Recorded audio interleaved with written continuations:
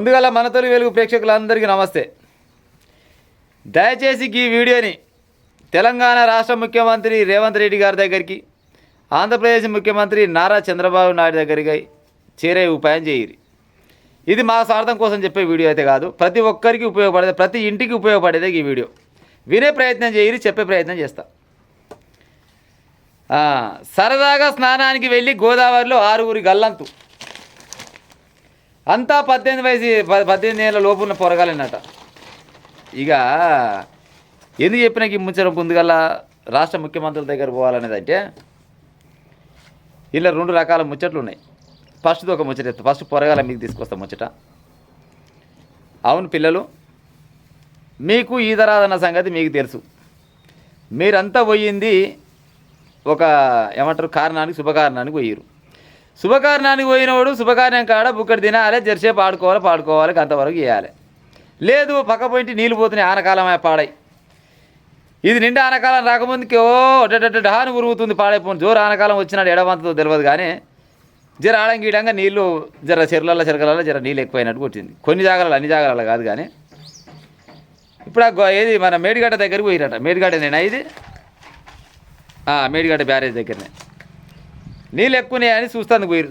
చూస్తానికి పోయిన వాళ్ళు చూడాలి, బయటికి రావాలి.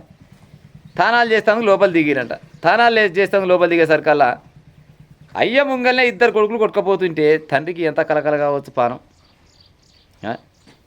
ఇప్పుడు ఈత వచ్చినోడు పోతేనే నీళ్ళల్లా బయటకు వచ్చేది నమ్మకం తక్కువ.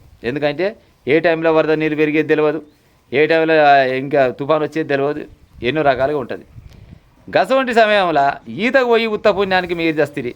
ఇప్పుడు మీ అయ్యమ్మకి అయితే ఇప్పుడు శోకం వెలిగించినట్టే కదా. ఎవరు బొమ్మన్నారు మిమ్మల్ని, ఏమక్కరకు పోయి ఈతకు చెప్పు. అదే సినిమాలో డైలాగ్ చెప్తారు కదా, నిప్పుతోడు పెట్టుకుంటే కాలిపోతావు, నీటితో పెట్టుకుంటే చచ్చిపోతామని. నిజంగానే నీళ్ళ తెరువు పోతే ఎవడైనా చచ్చిపోవాల్సిందే. ఇప్పుడు నీళ్ళలో లోపలికి పోయినాక అది ఎంత లోతున్నది తెలియదా.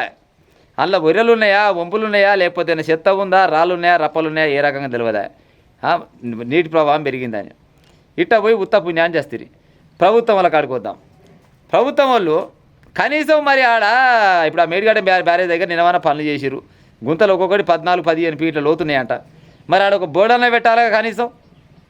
ఇక్కడ ఇది ప్రమాదమైన ప్లేస్, ఇది ఇటంక లెవెల్ రావద్దు అని ఒక బోర్డు పెట్టాలి. లేకపోతే 2 సెక్యూరిటీ వాళ్ళు పెట్టినా కానీ ఉత్త పుణ్యానికి ఇలా 6 పొరగాల పానం దక్కిపోవు.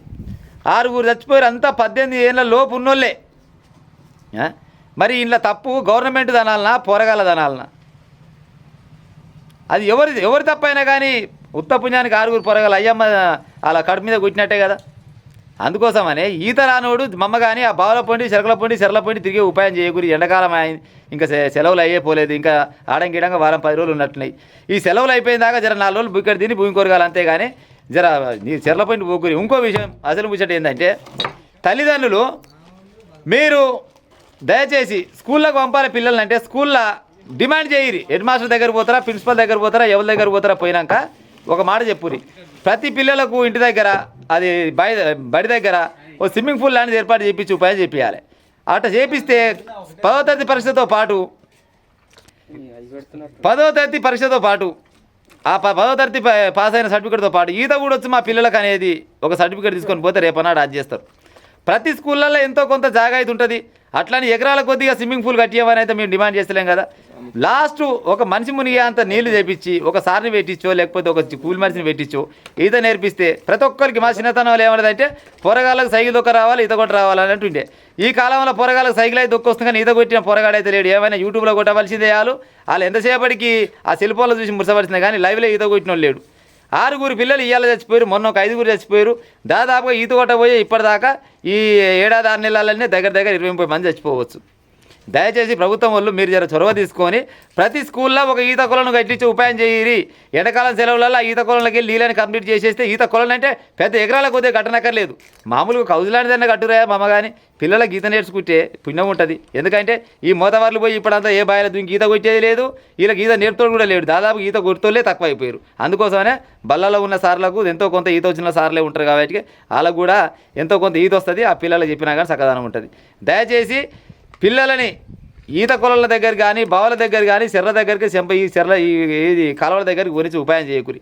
ఇప్పుడు ఉత్త పుణ్యానికి ఎన్నో దారి పడిన పోతున్న, దారి పడ్డం అంటేనేమో ఇక దేవుడికి ఎక్కిరిచ్చిండు, దేవుడు కొనబోయి అనుకుంటాం. కానీ కంటి ముందర నీళ్ళున్న సంగతి ఎరుకుందేనా అందులో పోతే సస్తవన సంగతి ఎరుకుందేనా ఈత రాదన్న సంగతి ఎరుకుందేనా ఈత రాదని తెలిస్తే అందులో పోతే సస్తవని తెలిస్తే అయినా కానీ పోయి అందులో పోయి చస్తిరి ఏం చక్కదానని చెప్పు మీరు భూమి మీదకి వచ్చి పిల్లలు మమ్మ కానీ ఈత రానోళ్ళు జర చెర్ల పోయి తిరగకూరి ఇక ఉంటాం మరి.